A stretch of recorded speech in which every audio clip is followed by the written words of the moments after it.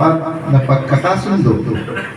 Ako, sa bisa ng aking kapangyarihan bilang punong bayan, ay buong galak na ipinapahayag na kayong dalawa ay tunay ng mag-asawa ayon sa mga batas ng ating Panginoong Diyos at ng ating bansa. Kaya't ang pinagsama ng Diyos ay huwag papaghiwalayin ng tao. Mamuhay kayong lagi sa katapatan, pag-ibig at pagkakaisa. At dito po natatapos ang ating kasal. At Chairman, pwede mo lang ipagkaloob sa iyong asawa ang pinakamatinis mong halik.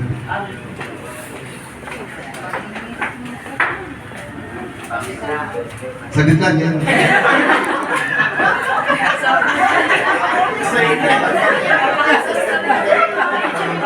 Para maganda yung kuha na.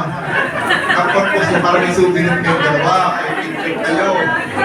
Eh gusto lang takin na ganda eh. Yan. So, sabihin nyo pagkita. Yung mga photographer natin, sabihin nyo pag pwede na. Tatagal mo ng kaunti para magandang kuha. Sige. Okay na, kuha. Palakpakan naman natin. Anong bago ka? Pwede na po natin patay ng kandila. Patay na ng kandila. Ikaw na po ka na. Sige, tapos ang sunod po natin ay pagpipirmahan na po